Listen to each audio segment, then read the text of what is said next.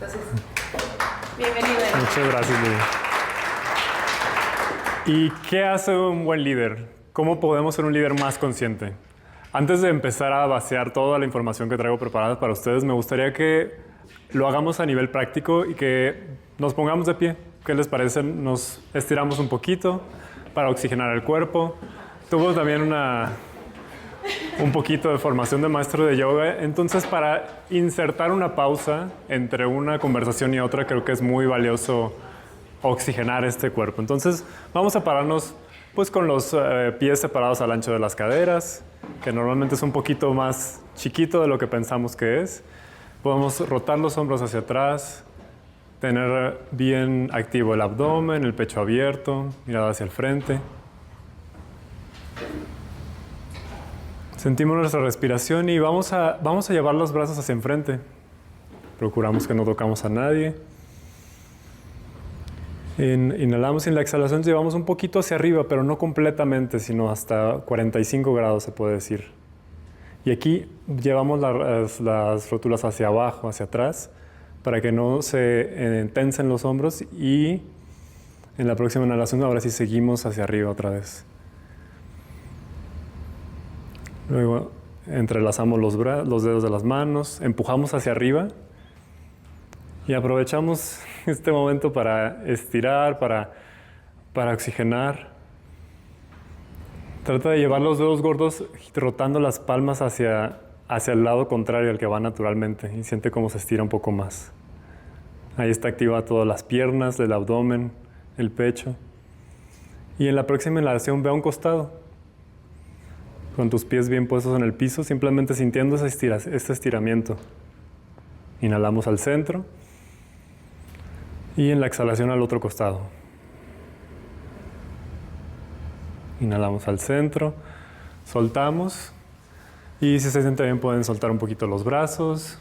Y allí de pie me gustaría que sintieran el cuerpo, si es que identifican alguna tensión en alguna parte del cuerpo. Puede ser quizás en los hombros, la mandíbula, o a lo mejor pueden sentir el flujo quizás intestinal, hormigueo en los pies, en las piernas. Y simplemente identifiquen si pueden identificar algo, si pueden ver o notar una sensación, y vean si pueden ir un poco más al fondo y si más que una sensación pueden identificar una emoción. Y si pueden ponerle un nombre a esa emoción. Es un ejercicio a nivel personal, no tienen que compartir con nadie. Y simplemente es esta invitación a volver a conectar con el cuerpo.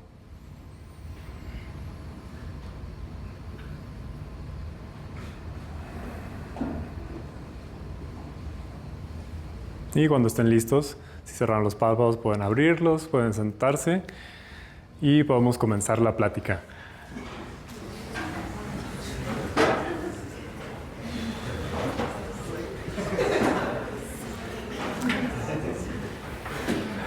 Lidera con conciencia emocional. Esto es un poco de lo que quiero compartirles, basado en la experiencia que he tenido a nivel personal y también basado en lo que he estado aprendiendo últimamente. Entonces, si vamos a la siguiente, podemos ver este ejercicio, ¿no? ¿Qué tanto sabemos de nuestras emociones? ¿Qué tanto estamos en contacto con nuestro cuerpo? Y esta es una pregunta que creo que es muy válida porque es una de las preguntas más recurrentes que podemos hacernos para tener esta autorregulación. Normalmente nuestro cuerpo tiene mucha información sobre qué es lo que necesitamos, pero lo ignoramos porque vivimos demasiado tiempo en nuestras cabezas. Incluso en esta tradición budista que nos platicaba Lobsang, también habla mucho de cómo en el occidente vivimos tanto en la cabeza que es como si fuéramos un dragón que tiene todo el cuerpo completamente ignorado. Entonces, creo que podemos tomar esa sabiduría, volver al cuerpo un poco y decir, ¿qué necesito? A lo mejor necesito un poquito de agua, estirarme, necesito salir al baño y poner en alto esa necesidad. Entonces, quiero comenzar compartiéndoles una historia personal que también es una historia un poco vulnerable. creo que a todos nos gusta el chismecito, entonces creo que es bueno comenzar por ahí para también conectar un poco a nivel de no solamente estoy aquí para decirles lo bien que he hecho las cosas, sino para compartirles un episodio bastante vulnerable para mí, en donde profesionalmente tuve un error y fue un error que me costó, que tuvo un precio y que quizás a través de esta historia puedan ustedes ver algo reflejado o a lo mejor ya han experimentado algo similar. Entonces, pues todo comienza cuando estaba trabajando como gerente de experiencia al cliente en Decathlon. Ahí la tarea que tenía era diseñar toda la experiencia del cliente para los canales digitales, los canales físicos. Todo iba bien, al inicio tenía un equipo de 3 personas y había contratado a un proveedor para implementar inteligencia artificial. Entonces esto era 2019 más o menos.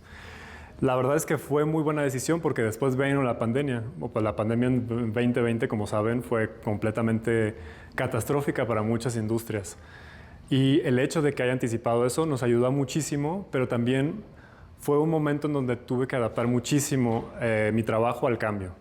Y es ahí donde me encuentro con el primer reto.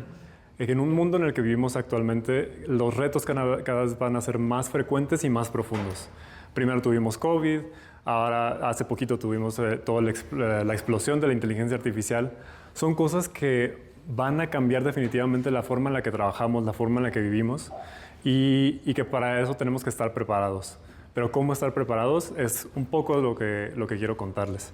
Entonces estaba en este puesto, de repente explota COVID, de tener 3 personas pasé a tener 300, porque todas las personas que estaban trabajando en las tiendas pues no tenían nada que hacer. Las tiendas estaban cerradas, pero la gente necesitaba hacer ejercicio en casa. Entonces el e-commerce creció, los contactos del centro de contactos, valga la redundancia con ello, y teníamos un más 620% más o menos en contactos por e-commerce. Entonces convencí a los directores de las tiendas para que me prestaran a sus equipos para poder trabajar conmigo en servicio al cliente. Y eso fue lo que hizo que no solamente pudiéramos satisfacer la demanda y contestar a los clientes que estaban solicitando nuestros servicios, sino que pudimos incrementar la satisfacción del cliente, que es uno de los principales indicadores de la experiencia del cliente. Entonces fue algo sorprendente, incluso uno de los proveedores nos decían, ¿pero qué están haciendo si todos nuestros clientes están bajando en satisfacción, si es que pueden satisfacer el responder a los clientes? Y ustedes no solamente están respondiendo, sino que además están subiendo en satisfacción. Entonces dije, pues básicamente sí, la tecnología, pero por otro lado, y una parte muy importante, el trabajo en equipo, la colaboración. Y esa parte de colaboración es creo que vital y es una de las habilidades blandas que platicamos que ha definitivamente moldeado mi carrera y me he especializado un poquito más allí. Entonces, después de esto, pues la verdad, el éxito fue bastante notable. Entonces me busca Mercado Libre, que fue donde conocí a alguna de su profesora Lilia. La verdad es que ahí conectamos inmediatamente y desde ahí no nos soltamos. Pero en Mercado Libre, pues otro cambio. Al final me contratan para un puesto que a los 2 meses desaparece no solamente el puesto, sino todo el equipo. Desaparece en una estructura de más o menos 20 personas y nos dispersan por diferentes áreas. Entonces es algo que también en el mundo profesional, si trabajan para una empresa grande, se van a enfrentar, si no es que ya lo han enfrentado. Es cómo adaptamos a estos cambios. Y en ese momento yo dije, pues no me gusta, la verdad, lo que me están ofreciendo. No es para lo que vine, pero quiero ser lo más profesional posible y voy a hacer lo mejor que pueda. Esa era mi intención, esa era mi inteligencia conativa hablando y diciendo, yo quiero ser profesional y quiero entregar algo bueno. Pero lo que me encuentro es que no podía. Por más que me esforzaba, quería concentrarme y tenía una habilidad de concentración relativamente estable. No podía concentrarme. Y no solamente eso, sino que tenía una insatisfacción muy profunda sobre eso que estaba haciendo. Y es entonces cuando empiezo un proceso terapéutico, porque digo, bueno, pero ¿qué pasa si realmente, o sea, para ir a Mercado Libre me convencieron con dinero, básicamente? La verdad es que hay que decirlo. Y en ese momento fue como de, pero ¿por qué me siento tan insatisfecho? ¿Por qué me siento tan infeliz si en teoría gano más dinero del que puedo gastar? porque realmente tenía un estilo de vida bastante sencillo. Entonces, ¿qué es lo que hace falta? Comenzó este proceso terapéutico y en este profundo sinsentido y en este profundo no querer hacer nada más, le digo a mi terapeuta como, pues a veces me gustaría irme un mes a caminar a las montañas y no hacer nada. Y me dice, ¿pero por qué no? ¿Qué es lo peor que puede pasar? Y esta pregunta creo que es un ejercicio bastante valioso para cualquier situación que encontremos en la vida. ¿Qué es lo peor que podría pasar? Entonces, no solamente me lo pregunté, sino que lo hice. Podemos girar. Y me fui a, no solamente un mes, sino 6 meses me fui a viajar por el mundo. Y comencé en los Alpes, en la frontera de Suiza con Francia. Estuve ahí con unos amigos, saltando por ciudades en Europa. Después fui a Medio Oriente, que nunca había salido de Europa. La verdad es que no había pasado después de eso. Entonces visité y vi todos estos templos y palacios de Emiratos Árabes, que fue completamente impresionante. Dicen que, no sé si han visto, las listas de las personas más ricas del mundo siempre son como Estados Unidos, así como 80% Estados Unidos, 20% Europa y algún otro que otro asiático. La verdad es que yo creo que están aquí, sí, pero no les interesa estar en las listas. Entonces vi toda esta como opulencia personificada, materializada, y dije, interesante, tenía curiosidad y ya lo vi, pero no veo mucha gente feliz. Entonces yo seguí con mi viaje. Y después, pues fui a los Himalayas finalmente, que era mi objetivo, porque a mí me encanta el hiking. Me encanta caminar por las montañas, estar en la naturaleza, porque para mí es una forma de meditación activa. Tengo que estar constantemente al pendiente de mi oxígeno, de mi postura, del nivel de agua, de la comida que tengo. Todo eso es al final una forma de estar presente. Y es un motivo por el cual muchas personas practican deportes extremos. Que para mí caminar en una montaña no me parece extremo hasta el momento en el que me encontré con estar en un frío extremo, con poca agua, con poca comida, y entonces es cuando entendí, es como, bueno, quizás sí sea un poco deporte extremo. Y esto fue en Nepal. Los Himalayas están en la frontera de Nepal con China, y después fui a voluntariarme a un monasterio de monjes budistas. Y entonces aquí les enseñaba clases de inglés, les daba clases de ciencias. La verdad es que fue una experiencia bastante enriquecedora, porque a pesar de que había una barrera de idioma, porque ellos al final estaban aprendiendo inglés, podía aprender de ellos por la forma en la que se comportaban, porque tenían muy integrada esta parte de entregarse a otros. Y recuerdo mucho que me dijeron que ellos entendían o que veían a todas las personas como si hubieran sido su madre en alguna vida pasada, y que es por eso que les era fácil ser amables con las personas. Y entonces, no solamente en el monasterio veía niños así de felices, sino también caminando en las montañas, la gente que vivía en los pueblos muy pequeños, alejados, tenían unas risas completamente auténticas y muy profundas, y yo decía, wow. Y yo también era muy, muy feliz simplemente estar en la montaña con mis 10 kilos que podía cargar en la mochila, con mi sleeping bag y la comida que pudiera tener. Y dije, en toda mi vida adulta no había sido tan feliz. Y solamente tengo una mochila con 10 kilos. Y dije, wow, ¿qué es esto? Y fue allí donde entonces conocí el concepto de la felicidad eudamónica. Y fue claro, es que esto era lo que me hacía falta. Todas mis necesidades materiales estaban satisfechas, pero había esa falta de sentido que no estaba viendo reflejada en mi trabajo profesional, pero que tampoco estaba contribuyendo anteriormente, que no estaba contribuyendo en el presente, porque anteriormente sí tenía un elemento siempre de algo. Me voluntariaba e inicié, por ejemplo, la fundación de Decathlon en México, o lideré el voluntariado de City Banamex, en ese momento de Banamex ahora, para temas LGBT dentro del banco. Entonces, ese tipo de cosas eran extra a mi trabajo, pero me daban mucha satisfacción. Y finalmente le pude poner nombre. Entonces, después de eso, regreso de viaje en 6 meses y digo, bueno, creo que ya tengo que trabajar. Digo, pero ¿cómo integro todo esto que aprendí? ¿Cómo integro el conocimiento adquirido a mi nueva realidad? Porque pues tengo que seguir trabajando y la realidad como existe no la puedo cambiar.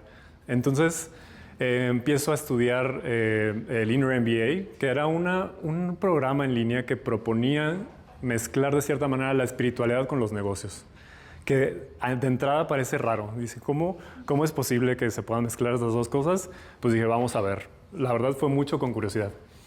Y En el Linear MBA pues hablaban mucho justamente de cómo podemos primero como líderes conocernos a nosotros mismos para después colaborar con otras personas y lanzar proyectos de impacto. Entonces, antes de entrar un poquito a cómo hacerlo, quiero darles unas cifras para aterrizar más a temas de negocios en el cómo y en el por qué lo hacemos. Entonces, por ejemplo, Harvard Business Review dice que el 82% de la fuerza laboral global está en riesgo de agotamiento y la empatía en el liderazgo es la clave para mitigarlo. Luego, Forbes dice el 61% de los empleados con líderes empáticos se sienten más innovadores, comparado con solo el 13% que no perciben empatía. Y luego tenemos Raj Sisodia, que es un profesor que de hecho ya ha colaborado con el TEC de Monterrey. Tiene un libro que se llama Firms of Endearment y dice que las empresas que aparecen en este libro, Firms of Endearment, han superado al Standard & Poor's 500 en 14 veces y a las empresas Good to Great, que es otra categoría de empresas, en 6 veces, en un periodo de 15 años. Entonces, su rentabilidad también ha sido mucho mejor. No solamente es hacerlo bonito porque está bien, sino que ya hay empresas que están operando con esta visión y que tienen resultados de negocio, por lo tanto.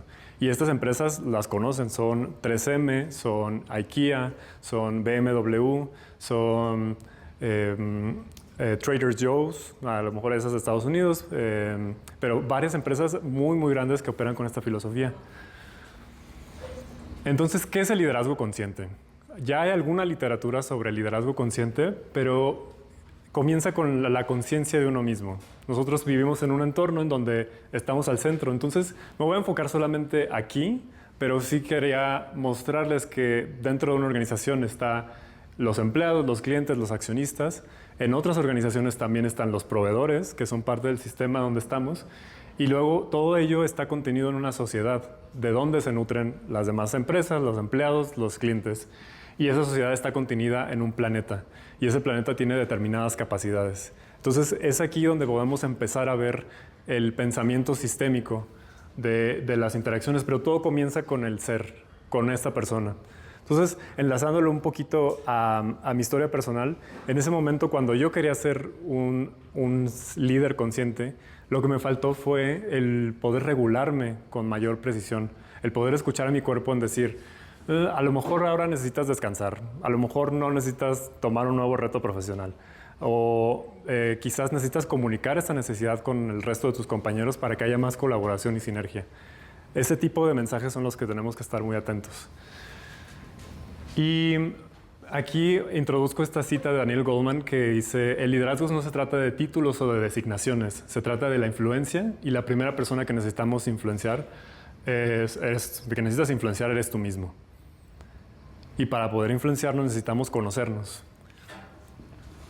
Y esto sucede mucho en el marco de las emociones. Mencionaba Lobsang hace un momento, cómo esta parte de ser consciente de nuestras propias emociones es determinante en la forma en la que nos regulamos, en la forma en la que podemos entregar resultados y en la forma en la que interactuamos. Entonces, hay un autor que se llama Oren J. Soffer, tiene un libro llamado Say What You Mean, A Mindful Approach to Nonviolent Communication. Es muy bueno para aterrizar todas las ideas de emociones en relación a la comunicación, no solamente para el trabajo, sino para relaciones. Lo platicaba con un compañero y decía, ¿dónde aprendiste esto? Porque definitivamente lo necesito. Pero la premisa que él propone es que cuando entendemos las emociones como una función de las necesidades en vez de un resultado de las acciones de otra persona, recuperamos nuestro sentido de autonomía. Entonces, en ese sentido, tomamos responsabilidad de lo que sucede y podemos comunicarlo, podemos atender nuestras necesidades más efectivamente. Y entonces dice, cuando surge un evento, ese evento normalmente genera una necesidad que es algo que comunica la emoción.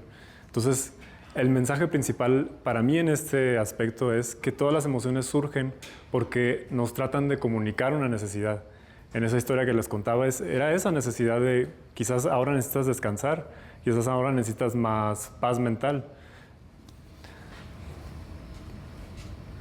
¿Y cuáles son las necesidades universales?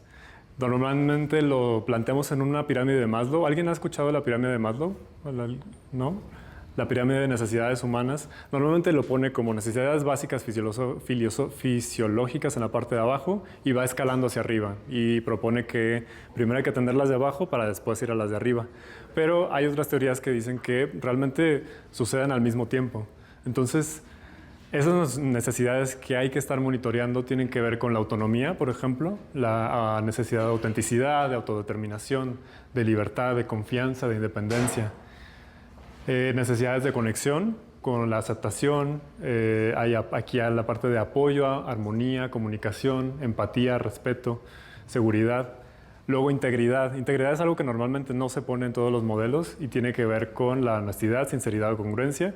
Bienestar físico es el que sabemos que está a la base de la pirámide y es todo eso que necesitamos, incluido sueño, sexo, salud, hogar. Todas esas son necesidades fisiológicas. Y luego las mentales, que vienen como paz, tranquilidad, conocimiento, belleza, inspiración. Y esta penúltima me sorprendió muchísimo, la verdad, porque cuando tenía su edad aproximadamente, pensaba que todo el tiempo tenía que ser productivo y que tenía que hacer algo para que fuera mejor en algún aspecto. Y no me daba tanto permiso para jugar o lo hacía con culpa, hasta que descubrí que el juego era realmente una necesidad universal. Y después viene la necesidad de sentido, que es la claridad, la comprensión, el conocimiento, propósito, orden y información. Entonces, todas estas necesidades las experimentamos nosotros, pero también las experimentan las otras personas. Y es por eso que es importante tenerlas en cuenta, porque las emociones no solamente están en nuestro interior, sino que estructuran nuestras interacciones. Y esto lo dice Dacher Keltner, que es el investigador que es del Instituto de Universidad de Berkeley, en California, y él fue el asesor científico para la película de Intensamente. Seguramente la han visto. Entonces, él les proveyó toda la teoría científica para decir, así funcionan las emociones, así se interpretan en el cerebro, esta es la función de la memoria, etcétera, etcétera. Y él se basa mucho en la investigación de Paul Ekman, que es la persona con la que, pues con su hija, que es la que trabaja Lobsang. Entonces, no solamente funciona a nivel interior, sino que funciona en las otras personas. Es por eso que lo primero es entendernos a nosotros. Y después de que nosotros nos entendemos, ya podemos también entender a la otra persona. Y es aquí donde entran cosas ya muy aterrizadas, que es lo que quiero compartirles. ¿Cómo podemos mejorar esas relaciones con las personas teniendo ese entendimiento que tienen emociones que pueden ser válidas, o sea, que son válidas, pero no siempre tienen que hacer sentido y que tienen necesidades? Y la respuesta es simplemente con la escucha. Entonces, yo estaba en un curso para public speaking de repente y entonces Lobsang me molestaba y decía, pero ¿para qué estás allí? Mejor deberías estar en un curso para escuchar, para aprender a escuchar, porque realmente eso es una habilidad que está muy infravalorada. La verdad, en el liderazgo es una habilidad que no se considera mucho porque siempre estamos acostumbrados a que las personas que son líderes son las que hablan más fuerte o las que son como más impositivas. Pero realmente quien tiene la capacidad de escuchar, de entender lo que está pasando, puede traer muchísima innovación, puede generar este ambiente de confianza con las personas con las que trabaja. Y me pasó precisamente en Decathlon. Cuando me contrataron, yo no sabía nada de e-commerce ni nada de la operación. Pero tenía que aprender muy rápidamente, entonces fui a la sucursal en donde despachaban todos los pedidos de e-commerce, porque en ese momento ni siquiera tenían un almacén, y fue escuchar a todas las personas que tenían un perfil muy operacional, pero que tenían muchísimo conocimiento. Y gracias a que las pude escuchar fue que pude establecer una estrategia de trabajo y que pude entender el modelo de negocio. Si no lo hubiera hecho, probablemente es muy difícil, incluso si los contratan, porque probablemente si llegan a trabajar en una organización, los van a contratar y van a querer que mejoren algún proceso. Pero ¿cómo van a mejorar algo que no conocen? ¿Y cómo van a conocer algo que no escuchan? Entonces creo que es ahí la clave. Y aplica para relaciones personales también. Entonces hay una teoría que me gusta bastante en este aspecto de Otto Scharmer, que es un profesor del MIT. Es una de las certificaciones que hice para poder trasladar el pensamiento sistémico, se llama Awareness Based Systems Change. Entonces tuve la oportunidad de conocerlo hace un mes más o menos que vino a Querétaro y hablaba de los 4 niveles de escucha. El primer nivel es al que estamos acostumbrados normalmente, que es el que solamente escuchamos para poder identificar si es que hay alguna diferencia con la que ya sabemos. Ahí lo llama downloading. Y esa es como la escucha automática, se puede decir, y no tiene mucha profundidad. Después de eso viene la escucha factual, que es en donde ya ponemos a trabajar un poco la cabeza, él lo llama como open mind, y empezamos a identificar cuáles son esas cosas que difieren con lo que ya sabemos. ¿Cuál es la información nueva que estoy escuchando? Después viene la escucha empática, que a él lo llama como open heart. Y esto se refiere básicamente a ponerse en los zapatos de la otra persona. Y después viene la escucha generativa, que esta es, la verdad, la primera vez que la escuchaba, pero me hizo todo el sentido. Se las voy a platicar a ver si tienen alguna experiencia similar o si ya lo han experimentado, porque esto se refiere a no solamente entiendo y siento lo que estás sintiendo, sino que en la colaboración de la conversación empezamos a generar cosas, algo nuevo, algo que surge, que no es mío ni tuyo, sino que se va creando en ese momento, en el momento con la presencia. ¿Y alguien ha experimentado algo así con amigos o familias? Una conversación que de repente dicen, esto es conocimiento que acabamos de generar entre nosotros. ¿Lo han experimentado? Necesitan nuevos amigos. ¿Y cómo llegar a estos niveles de atención? La verdad es que hay un ejercicio bastante bueno que dice, cuando escuchamos a una persona, no tratemos de hacerlo para darle una solución. Normalmente las personas cuando nos dicen cosas no quieren que les demos una solución.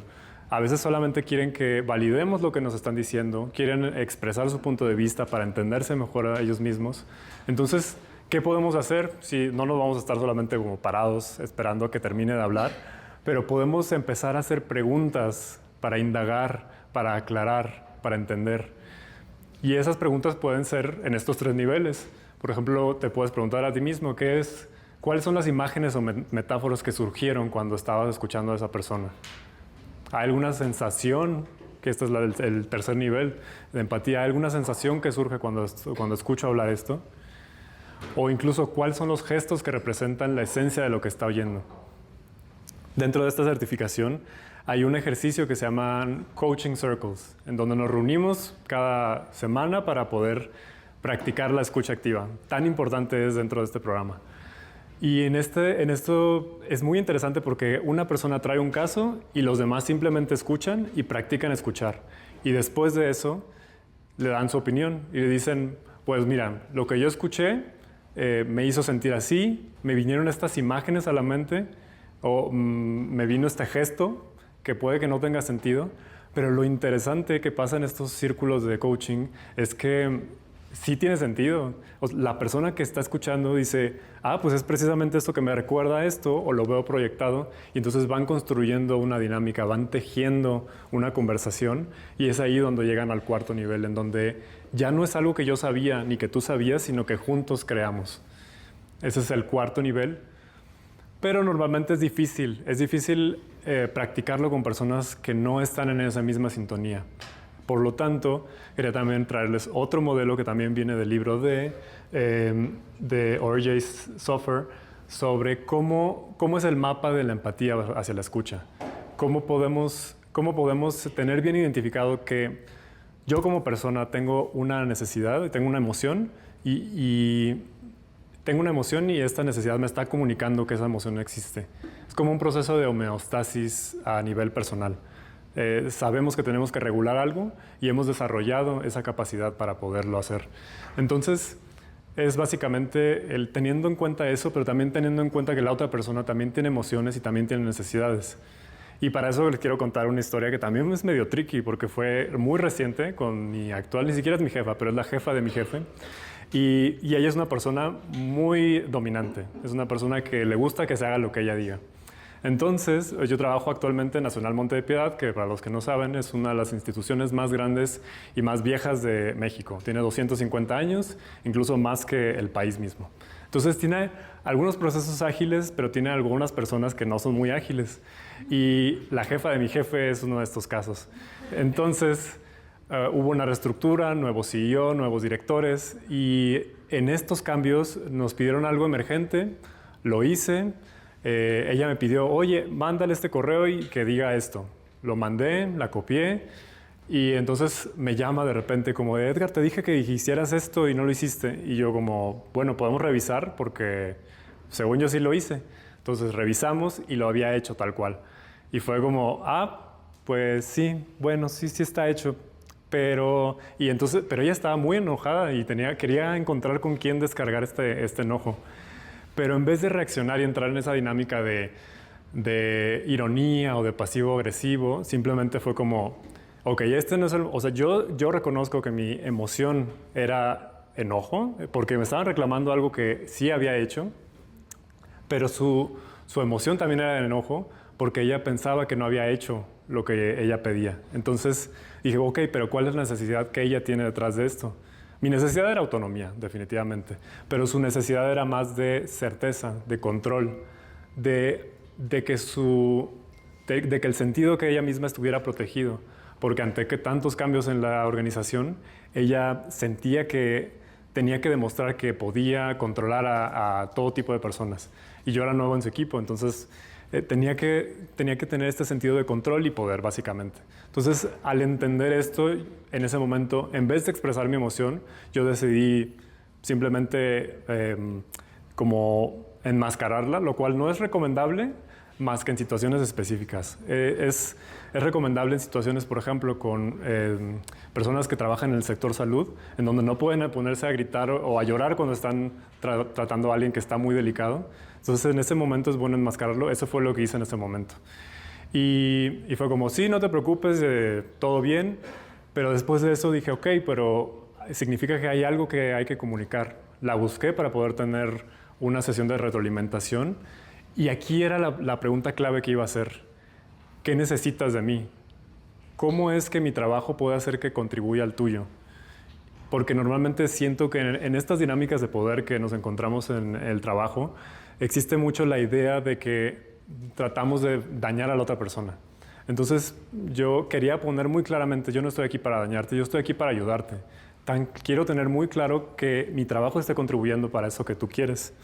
Entonces traté un par de veces de poder establecer esa conexión, no se logró, y entonces pedí retroalimentación alrededor porque notaba que había esa tensión, notaba que todavía tenía ese resentimiento contra mí y entonces me pedía las cosas demasiado como grosero incluso, y yo decía, bueno, ¿qué pasa? ¿No? ¿Habré hecho algo mal?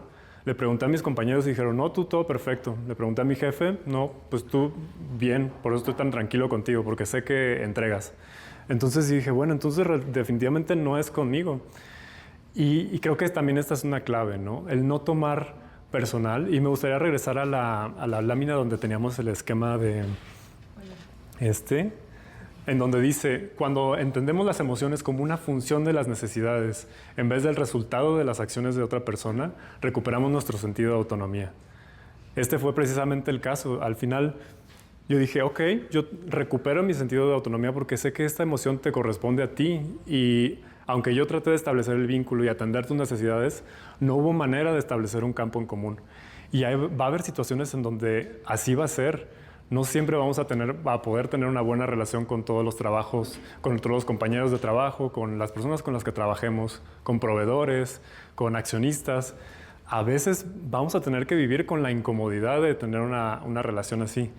Pero en la medida en la que nosotros podamos ponernos a disposición, a escuchar qué es lo que esa persona necesita y cómo podemos ayudarle a alcanzar lo que quiere, es en la medida en la que, como lo dice Otto Scharmer, vamos a cultivar el campo social.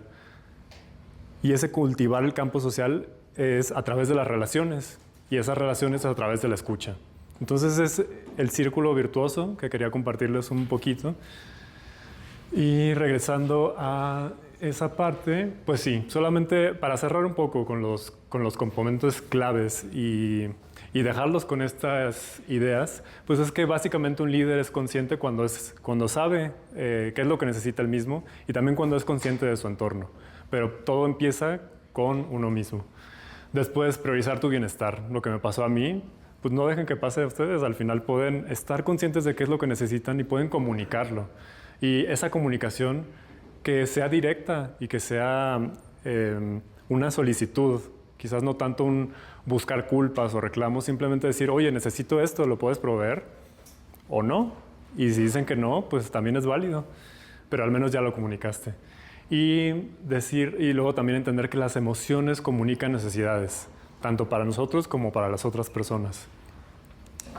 Escuchar profundamente puede mejorar las relaciones y va a mejorar las relaciones, definitivamente. Y para hacer esta escucha profunda, tenemos que poder conectar con esa persona a un nivel emocional, incluso co-crear en este intercambio más etéreo.